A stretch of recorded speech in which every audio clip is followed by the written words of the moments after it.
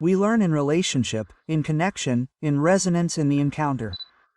In that connection with that other lies what we need to unfold in this moment. Because much of what happens to us in life does not depend on the things we know, but on how we connect. Connecting learning is the axis, the heart of what is to come as humanity.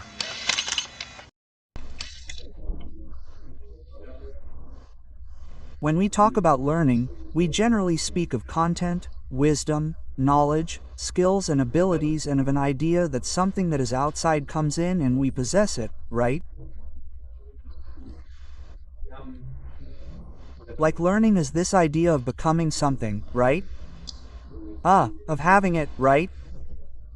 Knowledge is something that you either have or you don't have, but there is an understanding of learning that is much deeper that we almost never talk about, which is connecting learning.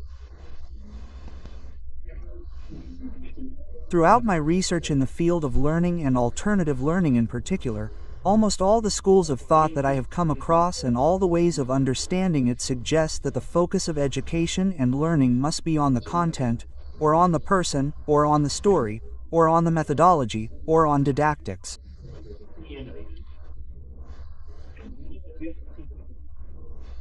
But one of the most interesting ideas came to me when I listened to José Pacheco, a Portuguese educator, who brought up this idea that the focus of learning is the relationship, what exists between two people, between two subjects.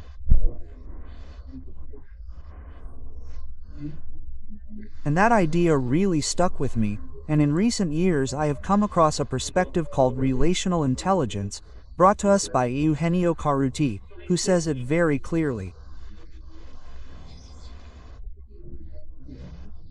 All the information that an organism needs to develop itself is in what it relates to. That is to say, at every moment we encounter another person, an environment, a context, knowledge, but mainly with another person, and in that connection with that other person lies what we need to unfold in this moment. It is not in a future, it is not in an imaginary world, it is not in the past, but rather it is here and now in that interaction. What I mean by this is that we do not learn alone, we learn in relationship, in connection, in resonance in the encounter. And this is very rarely present in our relational dynamics. We always go into the connection with the intention of obtaining something from the other person, but not with the intention of being present in what we can learn from that encounter, from that moment, from that in between, from that moment, from that process, from that space that exists between two different and distinct things. Why do I think this is important? Because much of what happens to us in life does not depend on the things we know, but on how we connect, how we relate. Claudio Naranjo expressed it very clearly in different aspects, but mainly when he shared with us his perspective on the line Enneagram, right? The character patterns that we have, our relational patterns, our relational strategies are born in childhood and are consolidated, structured, and somehow fossilized into a strategy, in a form that is saved forever.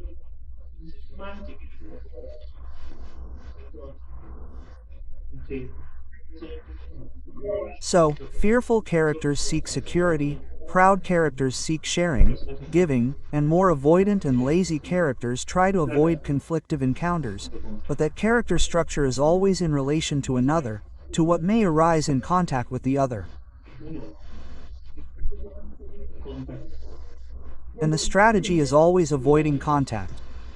Relational education or relational learning is not only important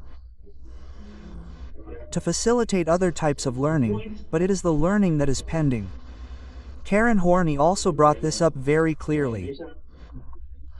She said that human beings have three basic movements in relation to others, and each one embraces a movement, learns a movement, and that movement transforms it into a path, a way of relating, a way of surviving that is reproduced, repeated, repeated, and repeated.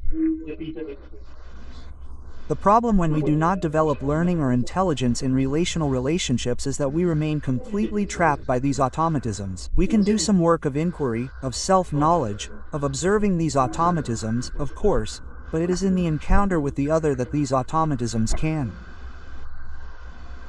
find other paths, other exits. It is not only an internal conversation, it is in the relationship with the other, in the relational encounter. And in that relational encounter, it is absolutely beyond our control. But of course, that is precisely why we tend to quickly return to relating from fear, because losing control seems, let's say, an atrocity to us, it seems terrible to us. It is a feeling of death, a feeling of disappearance that we cannot even conceive. So, what I'm saying is that there's a huge gap in our culture and in our education regarding the possibility of learning to connect authentically. School systems, relational systems, the family itself helps us to think, to relate, to accumulate information, to solve technical problems of the material world, and also to solve relational problems, but always from a strategic logic, always from a logic of what can I gain, what can I avoid losing, how can I transform this into something else? Always from the logic of wanting to get my way, of wanting to guarantee that what I'm doing, what I'm saying, what I'm doing is going to take me somewhere that I want to get to. In that intention, in that expectation of getting somewhere, where is the other? Everything is there. The only thing that's present is my view of the world, the other is not there. So, what I'm saying is that knowing how to relate doesn't necessarily mean connecting authentically with the other. It's simply having strategies, but where is the other really? There we were taught. Trained to compete, but not to coexist, not to let something of myself come out, to let in what the other person has, not only their perspective, their views, their desires, but also their way of experiencing the world. Alternative pedagogies investigate this to some extent, because the relationship is always present and education is always approached as a bonding act, right? As an act of appropriating knowledge. But what we can say is that in all pedagogies there is always an idea of how things should be.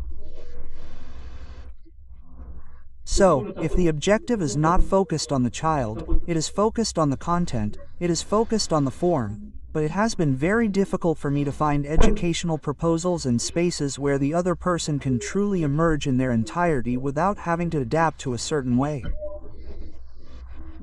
And what I have found most difficult is to find experiences where those diverse others, those different others, come together in a new, superior version, which is not the sum of the parts, but rather a deeper dimension of those differences. One of the most interesting things about schools, all schools, and any bonding space, is the possibility of encountering someone different. In schools, educational structures, and organizational structures insist on reducing differences, on trying to make us equal, not only in terms of what we do, but also in terms of how we feel. What we find most difficult to accept is the possibility that there may be different sensations and perceptions, because of course, opening ourselves up to bonding is not easy at all. It involves going through a narcissistic wound, recognizing that we are not the center of the universe, recognizing a truth about the other that is not mine, which has the potential to transform me. Naranjo said that no, we are not integrated in our internal minds, but in addition to that, we want to integrate with the other, to be able to let the other person's gaze in. Humberto Maturana said it another way. To live is to coexist, and when we coexist, that implies that the other person ceases to be a threat to me, and if they cease to be a threat, they become co-creators of the reality in which I exist.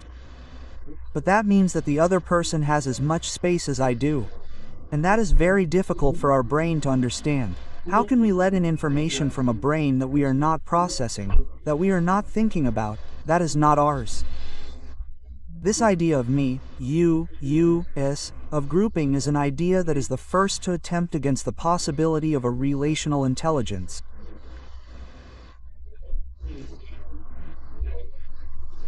I believe that relational learning is the great debt that we have as humanity, and we see it in everyday life, in how human relationships are expressed today and how the need to impose ourselves on the other, to possess the other, is latent.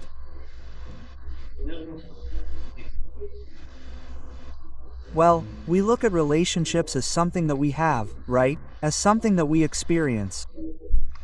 We look at relationships as someone to possess. We do not have a relationship, we have a bond.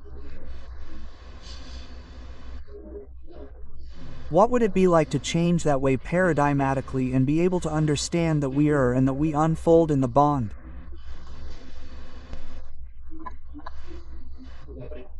And that is why I believe that relational learning is the axis, the heart of what is coming as humanity, because it may be good for the world to have more technicians, more intelligent people in different areas of knowledge, but what is really urgent are people capable of coexisting in differences, of sustaining conflicts without having to destroy the other, of transforming our childhood wounds into creative possibilities.